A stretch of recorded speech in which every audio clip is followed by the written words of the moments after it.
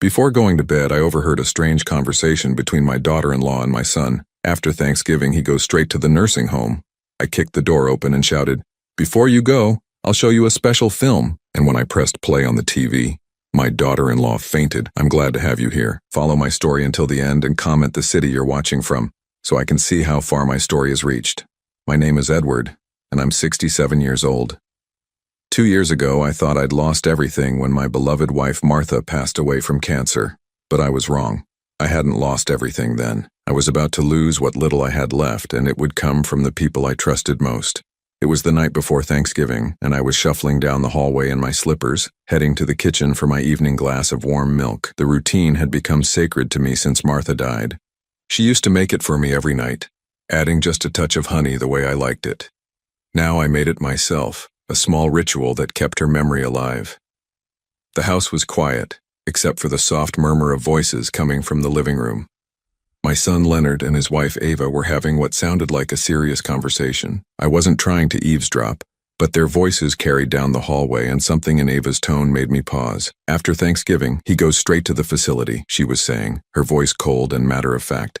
"I've already spoken to Sunset Manor. They have an opening next week." My blood turned to ice. I pressed myself against the wall, my heart hammering so hard I was sure they could hear it from the other room. "Are you sure about this timing?" Leonard's voice was hesitant, but not disagreeing, just concerned about logistics. "What if he asks questions?" Ava let out a sharp laugh that had no warmth in it. "What's he going to do, Leonard? He's completely dependent on us. Besides, we've been patient long enough. Your father takes up the entire guest room, and I'm tired of walking on eggshells around him. This house is too small for 3 adults. But he helped us with the down payment," Leonard said, though his voice lacked conviction. $25,000, Ava. That was his life savings. "And we're grateful," she replied smoothly. "That's exactly why we're not just abandoning him on the street. Sunset Manor is a nice place, clean, professional staff. He'll be better off there." I felt like someone had reached into my chest and squeezed my heart until it stopped beating. $25,000.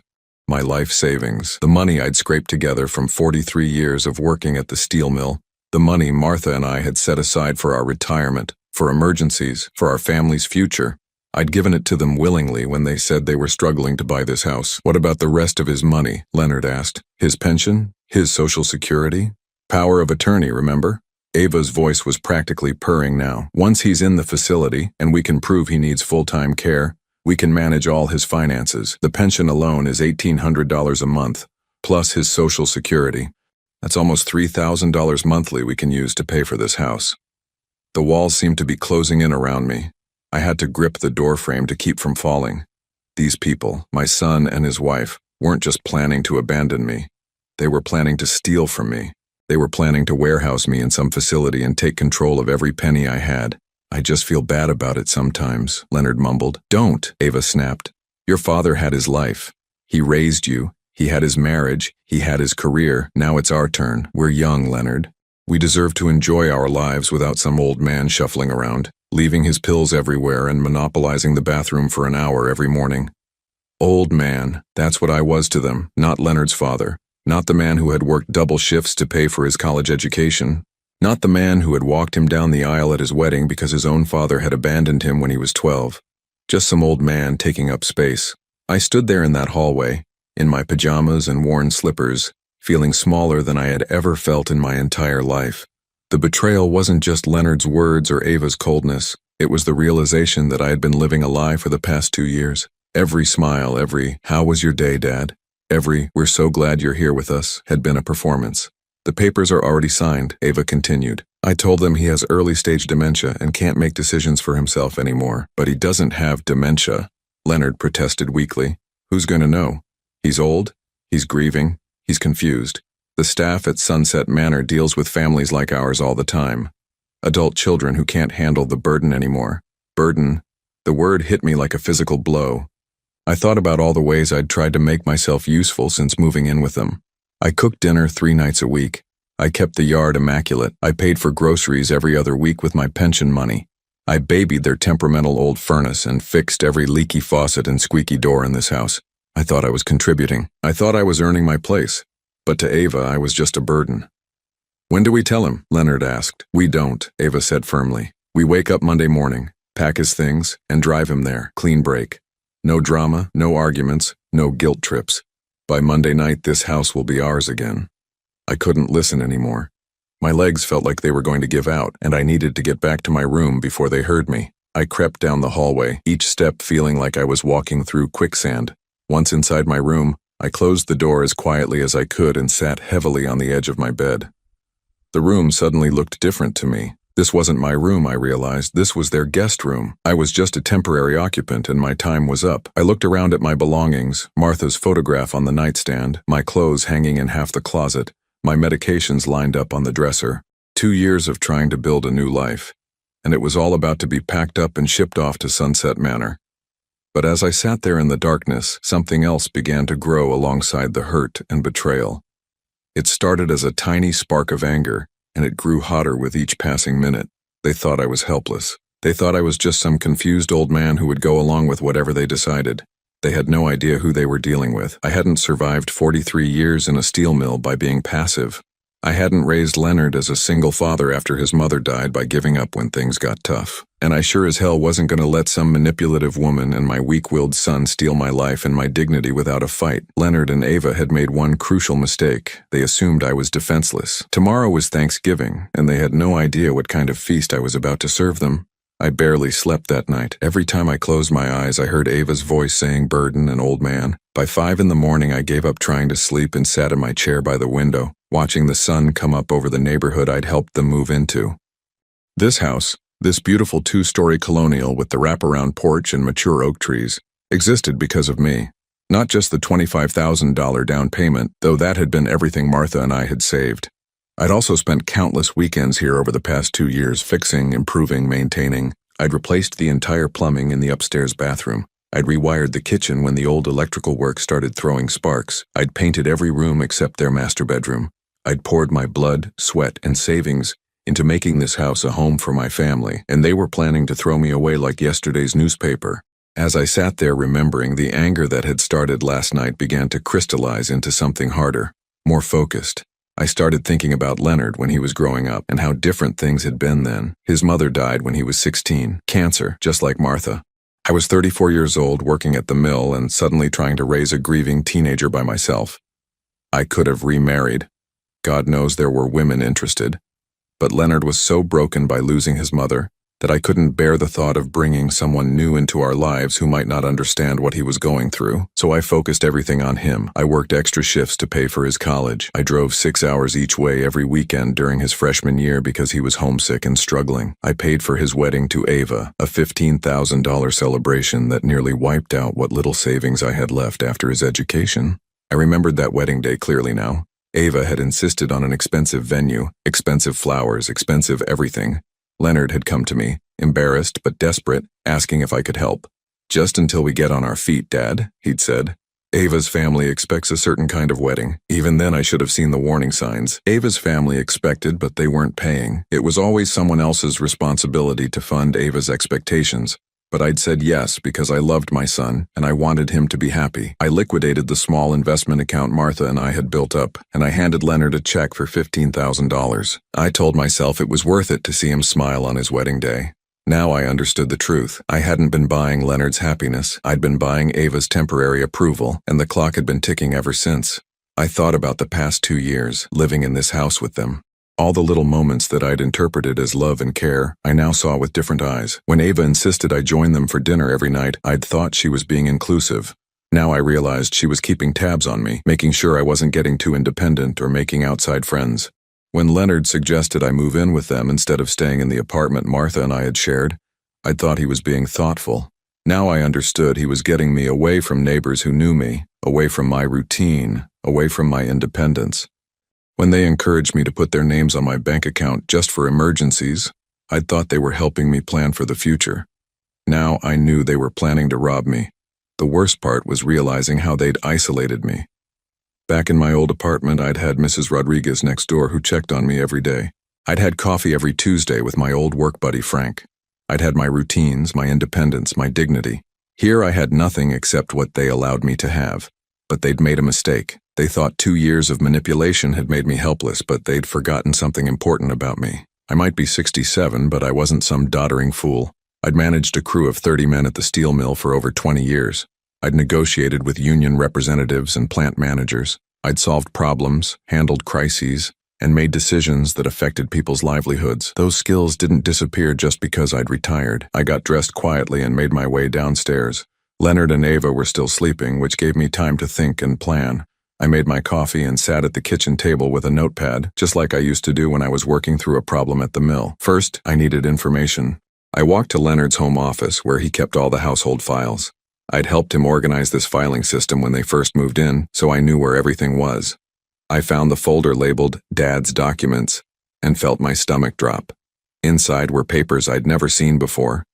Power of attorney documents with my signature, but I didn't remember signing them. Medical assessments claiming I had early-stage dementia, signed by a doctor I'd never met. And worst of all, admission papers for Sunset Manor with my information filled out and a deposit already paid. My hands were shaking as I read through everything. They hadn't just been planning this for a few weeks. They'd been setting this up for months, maybe longer. Every time Ava had suggested I see a new doctor for my memory issues, she'd been building a paper trail to support their lies. I photographed every document with my phone.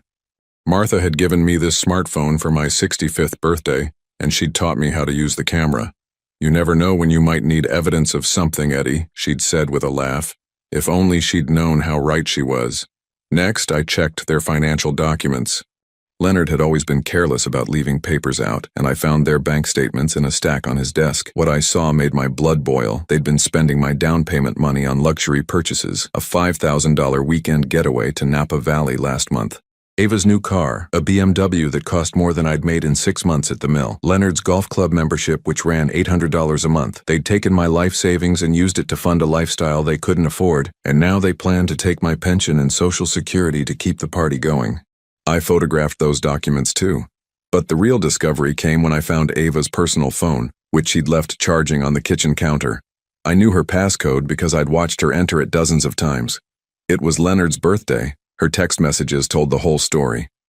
Conversations with her sister about how Leonard's dad is finally going into a home and how they'd finally have some privacy. Messages with someone named Rick that made my skin crawl, talking about their special friendship and how she'd be free to travel once I was out of the picture. And most damning of all, a conversation with someone at Sunset Manor discussing my behavioral issues and aggressive tendencies that would justify keeping me sedated and isolated. They weren't just planning to steal from me. They were planning to drug me into compliance. I saved screenshots of everything and sent them to my own phone. Then I deleted the evidence of my snooping from her phone. As I sat there in their kitchen, surrounded by the evidence of their betrayal, I felt something I hadn't felt in years. Purpose, focus, the same feeling I used to get at the mill when a crisis hit and everyone looked to me for solutions. Leonard and Ava thought they were dealing with a confused, helpless old man. They were about to learn that they'd picked a fight with the wrong person. Tomorrow was Thanksgiving, and I was going to give them a meal they'd never forget. Thanksgiving morning arrived gray and cold with a light drizzle that matched my mood perfectly. I woke up early, as I always did, and made my coffee in the quiet kitchen while Leonard and Ava slept in. For the first time in months, I felt completely calm. There's something liberating about knowing exactly where you stand, even when that place is on the edge of a cliff. I'd spent most of the previous day making preparations, and now everything was in place. Today would be the last Thanksgiving this family would ever spend together, though Leonard and Ava had no idea what was coming. By 7 in the morning, I was in the kitchen starting the turkey. Ava had assigned me cooking duties weeks ago, which at the time had felt like she was including me in the family traditions. Now I understood it differently. She wanted me to do the work while she took credit for hosting a beautiful holiday meal. It was fitting, really. One last time doing everything while they enjoyed the benefits. I stuffed the 20-pound bird with Martha's recipe, the one I'd been making for 30 years. As I worked, I thought about all the Thanksgivings Martha and I had hosted when Leonard was growing up. Our tiny apartment kitchen could barely fit the turkey, but we'd managed to feed Leonard and whatever friends he wanted to bring home from college. Those had been real family meals, full of laughter and genuine gratitude. This would be something else entirely. Around 9, Leonard wandered downstairs in his pajamas, yawning and looking for coffee. He seemed nervous, which told me he'd been thinking about their plan for Monday. Good, he should be nervous. "Morning, Dad," he said, trying to sound normal. "Turkey smells great. Just like your mother used to make," I replied, not looking up from the potatoes I was peeling.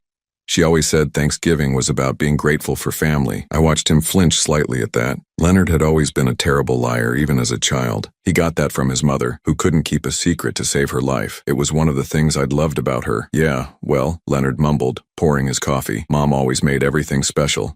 She did, I agreed. She also taught me that family loyalty is everything, that you stand by the people you love no matter what. Leonard's hand shook slightly as he lifted his coffee cup, and I knew my words were hitting their target. He excused himself and went back upstairs, probably to report to Ava that I was acting strange. Let him. Today, I wanted them both on edge. Ava emerged around 10:30, dressed in a cream-colored sweater that probably cost more than my monthly pension. She'd done her hair and makeup as if we were expecting company, though it would just be the three of us. Everything about Ava was performance, I realized.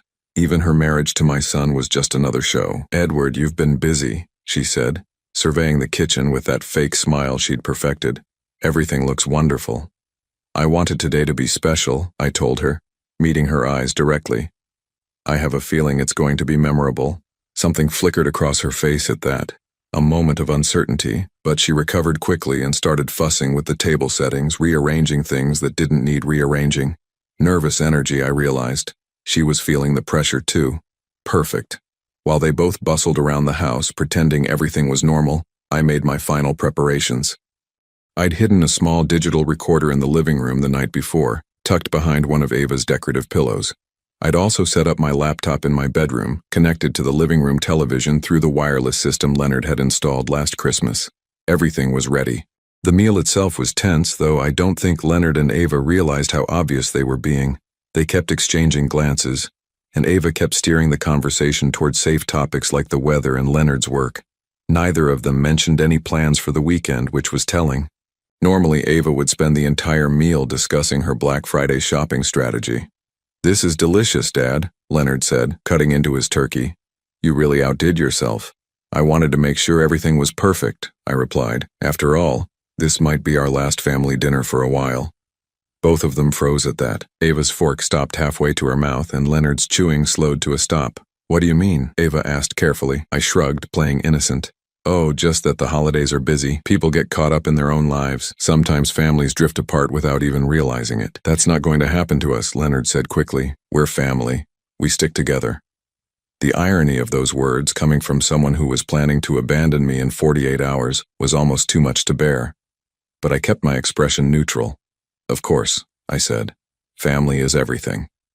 After dinner, we moved to the living room for coffee and the pumpkin pie I'd made from scratch. This was it. This was the moment I'd been building toward all day. "You know," I said, settling into my chair with my coffee, "I've been thinking a lot lately about family memories, about the importance of preserving the truth." Ava and Leonard were sitting on the couch together, both looking increasingly uncomfortable. "The truth?" Ava asked. "Well, yes," I said, reaching for the television remote. "Sometimes people remember things differently than they actually happened. That's why I've started keeping better records of important conversations." Leonard's face went pale. "Dad, what are you talking about?" "I think it's better if I just show you," I said, and clicked on the television. The screen came to life, displaying my laptop desktop. I'd spent hours the night before organizing everything into a clear, devastating presentation. The first thing that appeared was a folder labeled Evidence. "What is this?" Ava demanded, but her voice was already shaking. "This," I said calmly, "is the truth about our family." I clicked on the first file, and the audio from their conversation 2 nights ago began to play through the television speakers. Their own voices filled the room, crystal clear and undeniable. "After Thanksgiving, he goes straight to the facility. I've already spoken to Sunset Manor. They have an opening next week." Leonard's coffee cup slipped from his hands and shattered on the hardwood floor. Ava's face drained of all color as she listened to her own voice discussing my behavioral issues and how they planned to drug me into compliance. "Turn it off," she whispered. "Oh, but we're just getting started," I said, and clicked to the next file. This time it was screenshots of their text messages blown up large enough to read easily. Ava's conversations with her sister about getting rid of the old man. Her messages with Rick about their affair and her plans to travel once I was taken care of. Leonard's emails to Sunset Manor, lying about my mental state and authorizing them to sedate me if I became difficult. "You can't do this," Ava said, but she was swaying in her seat like she might faint. "Actually, I can," I replied. "It's all perfectly legal. These are recordings made in my own home, of conversations about my own life. I have every right to document threats against my well-being. I clicked to the next file, their bank statements showing how they'd spent my $25,000 down payment on luxuries. The evidence was overwhelming and undeniable. "Dad, please," Leonard began, but I held up my hand. "I'm not finished," I said, and clicked on the final file. This one was a video I'd recorded that morning. Sitting in this very chair, it showed me, calm and clearly competent, explaining exactly what Leonard and Ava had planned to do to me. I detailed their lies about my mental state, their plans to steal my pension and Social Security, and their intention to have me drugged in a nursing home. "This video," I said as my recorded image spoke on the screen, "along with all the other evidence, has been sent to my lawyer, to the police, and to the State Attorney General's office for elder abuse investigation." That's when Ava finally broke. She let out a strangled cry and pitched forward off the couch, hitting the floor in a dead faint. Leonard scrambled to catch her, but he was too late. I looked down at them both, him kneeling on the floor trying to revive his unconscious wife, her lying there like a broken doll, and felt nothing but cold satisfaction. "The funny thing is," I said conversationally as Leonard patted Ava's face trying to wake her up, "I really was planning to go along with whatever you decided. I thought maybe you knew something I didn't about what was best for me." Leonard looked up at me with tears in his eyes.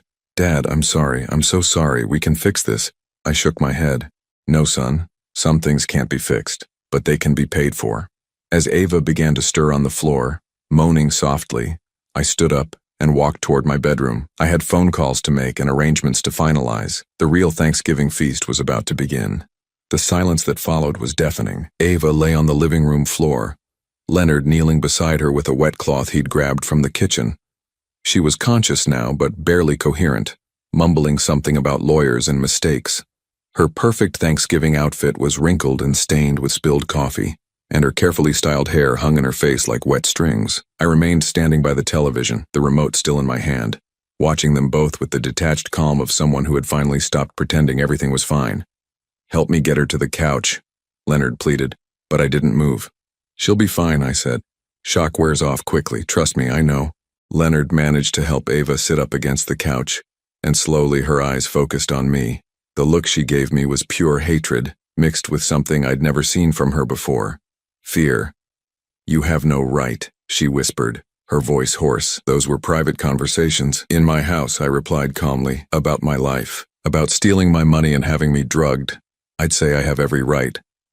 "It's not your house," she snapped, finding her voice. "Your name isn't on the deed." I smiled at that.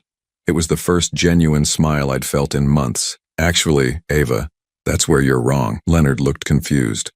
"What do you mean?" "I mean that when I gave you that $25,000 down payment, I didn't just hand you cash and walk away. I went to the closing with you, remember?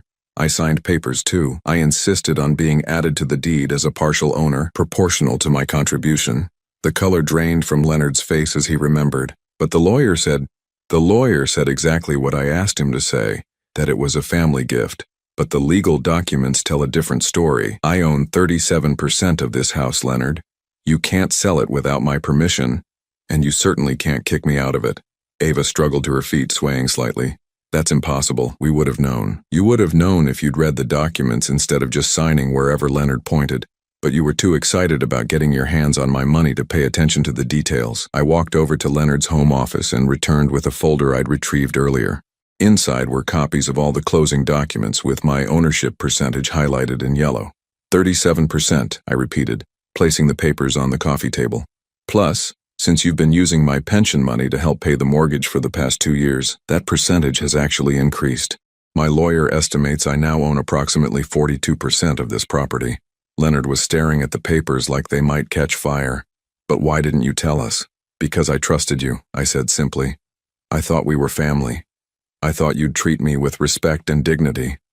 I never imagined you'd try to steal from me and warehouse me in a facility." Ava was regaining her composure and, with it, her viciousness. "You're a manipulative old man. You tricked us." "I protected myself," I corrected. "Something I learned to do after 43 years in a steel mill, dealing with people who thought they could take advantage of me." She lunged toward the television, trying to grab the remote from my hand. "Turn that off. Delete everything." I held it out of her reach easily. "It's too late for that, Ava. Everything's already been uploaded to cloud storage and sent to multiple recipients. Even if you destroyed my laptop, the evidence would still exist." Leonard was reading through the deed documents, his face growing paler with each page. Dad, this changes everything. We didn't know you owned part of the house. It changes nothing, I said firmly. You still planned to steal from me. You still lied to doctors and nursing homes about my mental state. You still conspired to drug me and take control of my finances. The fact that you didn't realize I could fight back doesn't make your crimes any less serious. Ava was pacing now, her hands shaking with rage. Crimes, don't be ridiculous. We're your family. We were trying to take care of you.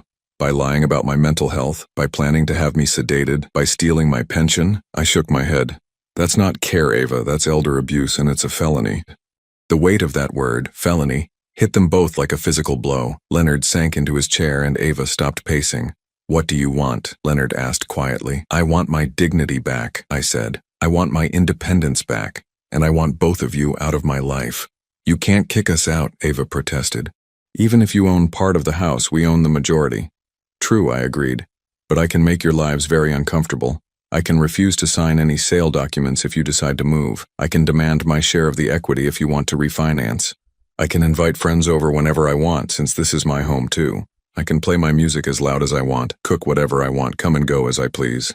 I paused, letting that sink in. Or, I continued, I can make this very simple for everyone. Leonard looked up hopefully. What do you mean? I mean, I'll sell you my share of the house, fair market value based on a professional appraisal. You can buy me out and I'll disappear from your lives forever. Ava's eyes narrowed. How much? I'd already had the house appraised, of course. I'd been busy over the past 24 hours. The current market value is $380,000. My 42% share comes to $159,600. Leonard choked. We don't have that kind of money. Then you'll need to get a loan. Or sell the house and split the proceeds. Either way, you'll have your freedom and I'll have mine. This is extortion, Ava hissed. No, I said calmly.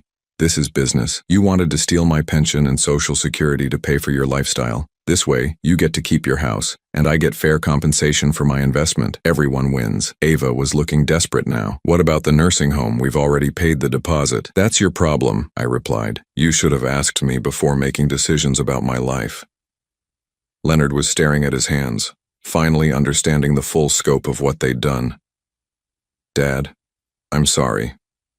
I know that doesn't fix anything, but I need you to know that I'm ashamed of what we planned. Are you? I asked. Or are you just sorry you got caught?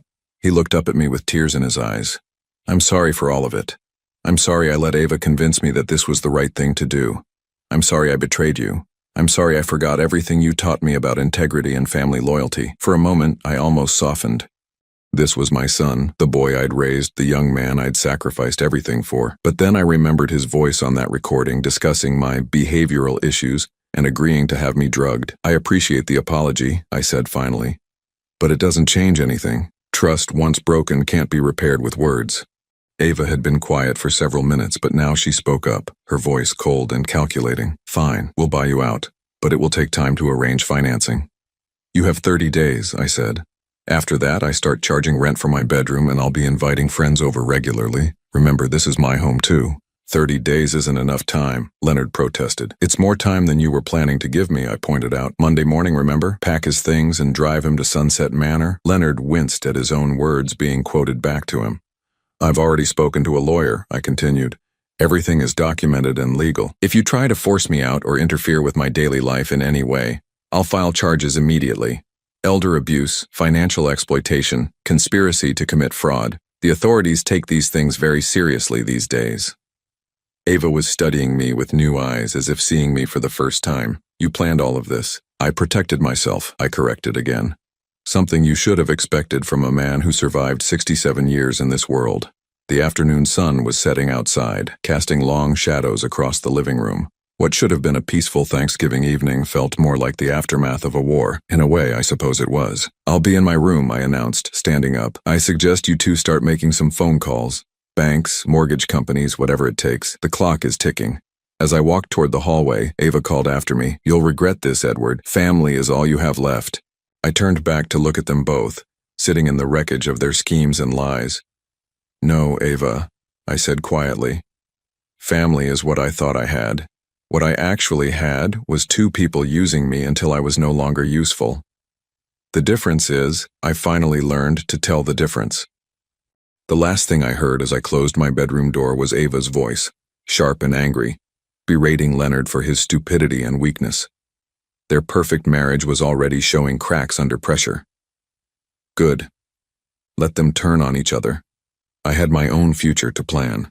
The next 3 weeks passed in an atmosphere of Cold War. Leonard and Ava moved through the house like ghosts, speaking to me only when absolutely necessary, and conducting their frantic phone calls behind closed doors. I could hear fragments of their conversations, desperate calls to banks, heated arguments about credit scores and loan applications, bitter fights about whose fault this whole mess was. I, meanwhile, had never been more productive. I spent my days reorganizing my life with the methodical precision I'd once used to manage mill operations. I opened a new bank account at a different institution and had my pension and Social Security deposited there directly. I hired a moving company to pack up and store Martha's belongings, things I'd been too sentimental to deal with before. I even bought myself a new car, a reliable Honda that would serve me well in whatever came next. Most importantly, I contacted my old friend Frank, who'd retired from the mill 3 years before me. His wife had passed 6 months ago, and he'd been struggling with loneliness in the big house they'd shared for 42 years. "Eddie," he'd said when I called, "I was just thinking about you. How's life with the kids?" "Complicated," I'd told him. "Actually, that's why I'm calling. How would you feel about getting a roommate?" By the end of that conversation, Frank and I had worked out an arrangement that would benefit us both. He had a 4-bedroom house with no mortgage and too much space for one person. I had a buyout coming that would let me pay my fair share of utilities and groceries while maintaining my independence. We'd known each other for 30 years, fought side by side through union negotiations and plant closures. We understood each other in ways that didn't require explanation. Leonard and Ava, meanwhile, were discovering just how financially precarious their position really was. Without my pension money helping with the mortgage, they were stretched thin. Leonard's salary as a mid-level manager barely covered their basic expenses, and Ava had never held a steady job in the 3 years they'd been married. The luxurious lifestyle they'd built on my money was crumbling fast. On a gray December morning, exactly 26 days after Thanksgiving, Leonard knocked on my bedroom door. "Dad, can we talk?" I opened the door to find him looking haggard and defeated. His clothes were wrinkled, his hair unwashed, and he had the hollow-eyed look of someone who hadn't been sleeping well. "What's on your mind?" I asked, though I had a pretty good idea. "We can't get the loan," he said simply. "Every bank turned us down. Our debt-to-income ratio is too high, and with Ava not working." He trailed off, staring at the floor. I waited, letting the silence stretch. "The thing is," he continued finally, "we called around to some real estate agents. Even if we sold the house after paying off the existing mortgage and the real estate fees, there wouldn't be enough left to pay you your share." "I see," I said calmly. "And what does Ava think about this development?" Leonard's face twisted with something between pain and embarrassment. "Ava thinks we should fight you in court, try to prove that the ownership documents were signed under duress or something." "And what do you think?" He looked up at me with eyes that reminded me of the 16-year-old boy who'd lost his mother all those years ago. "I think I've already lost my father, and fighting you in court won't bring him back." For the first time since Thanksgiving, I felt a flicker of the old affection for my son, but it was immediately tempered by the memory of his voice on that recording, casually discussing how to drug me into compliance. "What are you proposing, Leonard?" "I don't know," he admitted. "I was hoping maybe you had some ideas." I studied his face for a long moment. There was genuine remorse there, I thought, but also desperation. Leonard had always been weak-willed, easily influenced by stronger personalities. First by his grief after his mother died, then by his desire to please Ava, now by his fear of losing everything. "I might have a solution," I said finally, "but you're not going to like it." Hope flickered in his eyes. "What is it?" "Ava has to go." The hope died instantly. "Dad, I can't just—" "She's the problem, Leonard. She's always been the problem. You were a decent man before you married her, and you might be one again after she's gone. But she's my wife. She's a woman who convinced you to betray your own father for money," I said bluntly. "She's a woman who's been cheating on you with someone named Rick while planning to use my pension to pay for her affair." Leonard's face went white. "What are you talking about?" "I have her text messages, remember? She's been seeing this Rick person for months. They have plans to travel together once you got my money under control. Did you really think she'd stick around once the financial pressure got too intense?"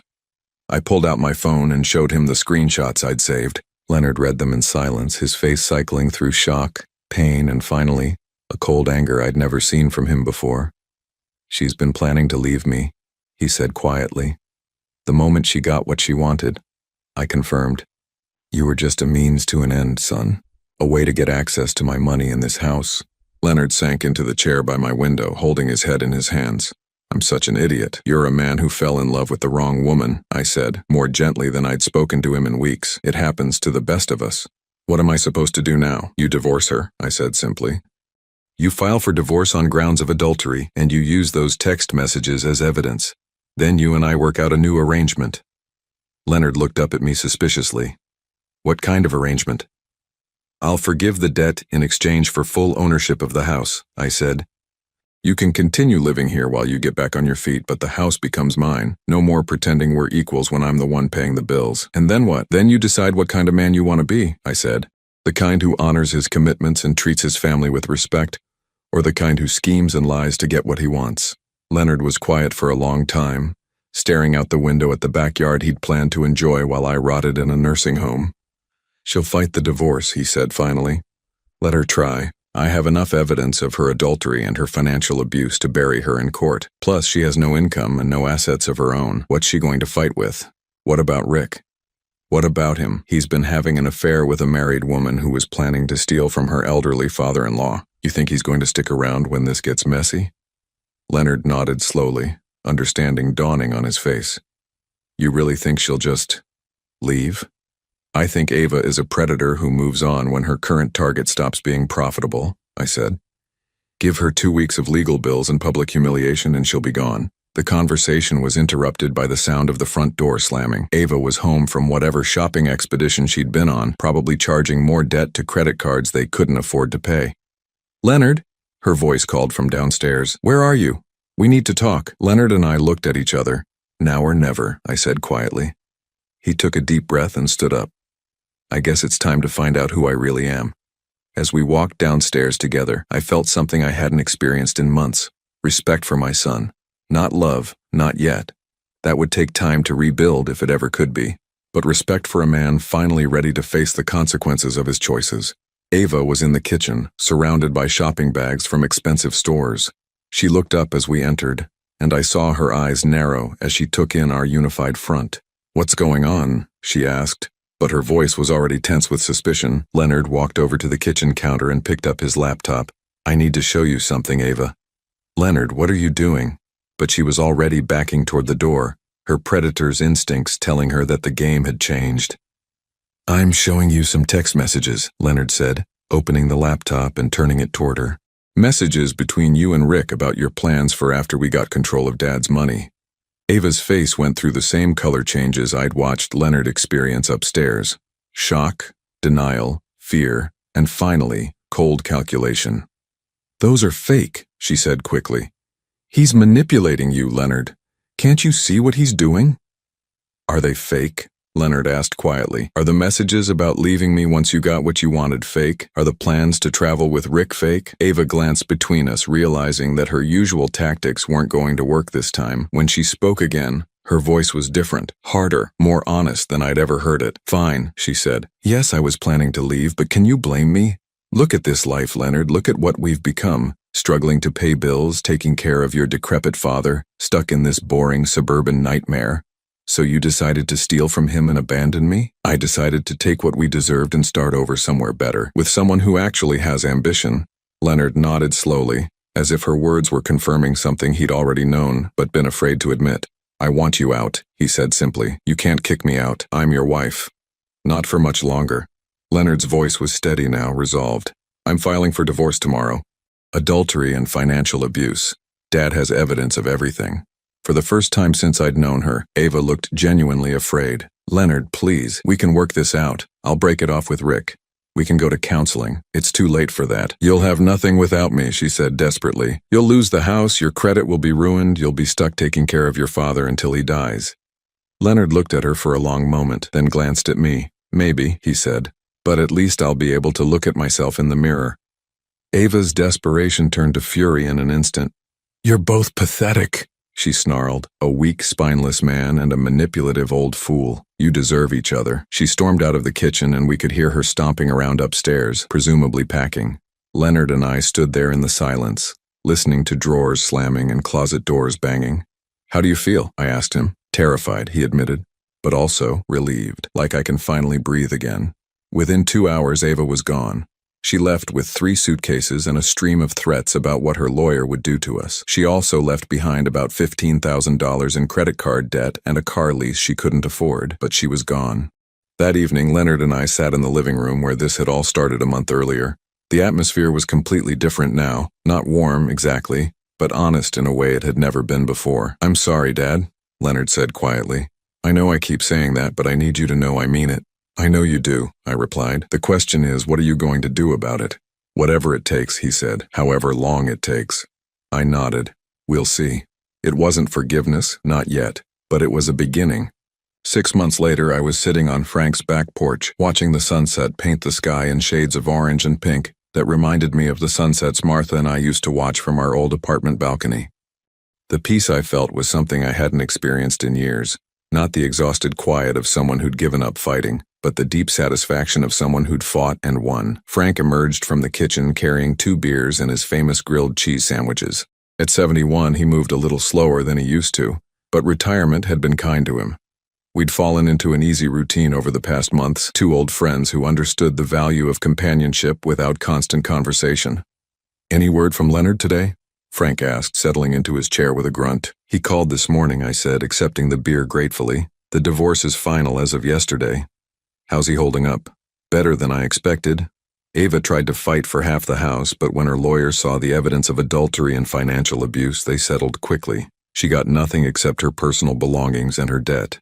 Frank chuckled. "Karma's a funny thing, isn't it?" "Sometimes," I agreed. "Leonard's been working 2 jobs to pay off the credit cards she left behind, but he says it feels good to be earning his way honestly again." The truth was, Leonard had surprised me over the past months. Without Ava's influence, he'd reverted to something closer to the man I'd raised. He was working as a manager at a local hardware store during the day and doing freelance bookkeeping in the evenings. It wasn't glamorous work, but it was honest, and he seemed to take pride in it again. He'd also been slowly paying me back for the money they'd stolen, $500 at a time. I didn't need it. My pension and Social Security were more than enough for my modest needs, but I understood that he needed to do it. Some debts weren't really about money. "You know what I heard today?" Frank said, taking a sip of his beer. "Mrs. Patterson from down the street told me that Ava's been calling around the neighborhood, trying to get people to feel sorry for her, claiming you and Leonard conspired against her." "What did Mrs. Patterson tell her?" "That anyone who'd try to put a good man like you in a nursing home against your will deserved whatever she got." Frank grinned. Apparently, Ava didn't like that response. I wasn't surprised that Ava was still trying to play the victim. According to Leonard, she'd moved in with Rick temporarily, but that relationship had soured quickly once Rick realized she came with baggage and no money. Last he'd heard, she was living with her sister in another state, still claiming that everyone had treated her unfairly. Some people never learned to take responsibility for their choices. My phone buzzed with a text message, and I smiled when I saw it was from Leonard. "Having dinner with Sarah tomorrow night, thought you should know." Sarah was a nurse at the clinic where Leonard had been getting counseling. She was a widow with 2 teenage children, and from what Leonard had told me, she was everything Ava wasn't: kind, hardworking, and completely unimpressed by material possessions. They'd been taking things slowly, which showed a maturity in Leonard that I hadn't seen in years. "Good news?" Frank asked, noticing my smile. "Leonard's got a date tomorrow night." "The nurse?" "The same one." I'd told Frank about Sarah, of course. After 6 months of living together, we'd shared most of our important stories. "I think this one might be different. You sound hopeful." "I am," I admitted. "For the first time in years, I think Leonard might actually be happy. Really happy, not just trying to please someone else." Frank nodded thoughtfully. "What about you? You happy?" It was a good question. Was I happy? I thought about the past year. The betrayal, the confrontation, the months of rebuilding. It had been painful, but it had also been necessary. "Yes," I said finally. "I think I am." And I was. Living with Frank had given me something I'd lost without realizing it: independence. We shared expenses and companionship, but I wasn't anyone's burden or responsibility. I cooked when I felt like it, went to bed when I was tired, and spent my money on things that brought me joy instead of funding someone else's lifestyle. I'd also reconnected with old friends from the mill, men I'd lost touch with during the years I'd spent trying to be the perfect father and grandfather to people who didn't appreciate the effort. We met for coffee twice a week and played poker every Friday night. For the first time since Martha died, I had a social life that belonged to me. "You know what the funny part is?" I said to Frank. I was actually ready to go along with their plan. If they'd just asked me honestly about moving to a care facility, if they'd treated me with respect and included me in the decision, I might have agreed. Really? Really? This house was getting too big for me after Martha died. I was lonely, struggling with basic maintenance, worried about what would happen if I fell or got sick. Part of me thought maybe they were right, that I needed more help than I wanted to admit, but they didn't ask.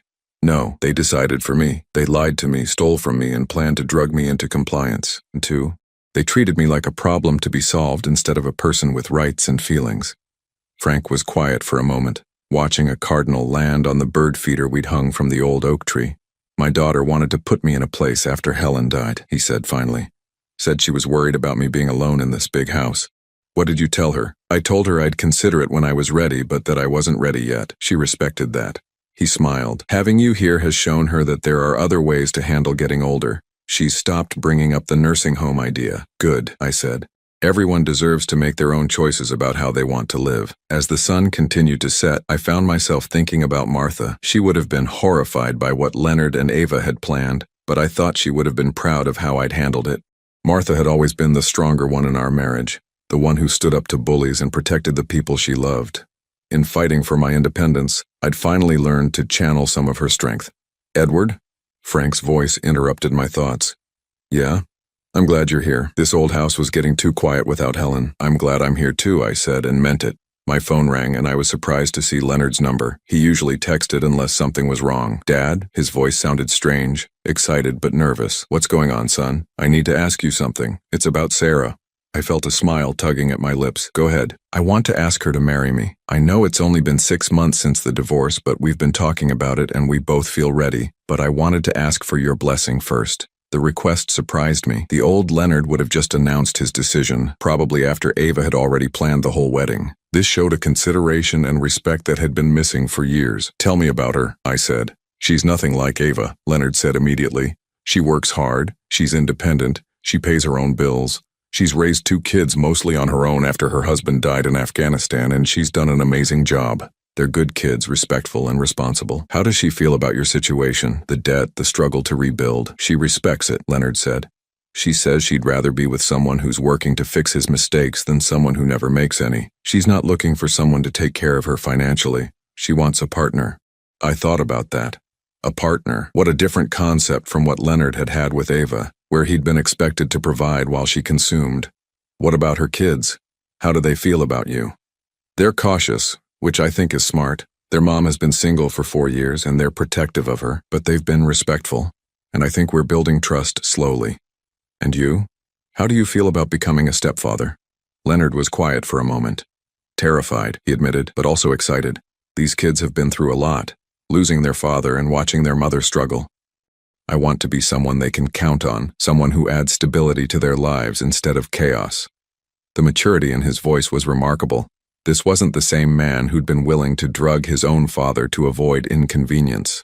You have my blessing, I said finally. But more than that, you have my respect. You've become the man I always hoped you'd be. I could hear Leonard's intake of breath over the phone. Thank you, Dad. That means everything to me. When are you going to ask her? Tomorrow night? I saved up for a ring. Nothing fancy, but something meaningful. I want to do this right. After we hung up, Frank looked at me expectantly. Good news? The best, I said. I think my son is finally growing up. As the last light faded from the sky and the first stars appeared, I felt a contentment I hadn't known was possible. My family had broken apart and rebuilt itself into something different, something honest. Leonard was becoming a man I could be proud of, and I was living a life that belonged entirely to me. It wasn't the ending I'd expected when I overheard that conversation on Thanksgiving night. It was better. Because sometimes, when you finally stop trying to be what other people want you to be, you discover who you really are. And sometimes, if you're very lucky, the people who matter most discover it too. The old Edward, the one who'd been willing to sacrifice his dignity for the illusion of family harmony, was gone. In his place was a man who knew his worth and wouldn't settle for less than he deserved, and that man was finally truly free.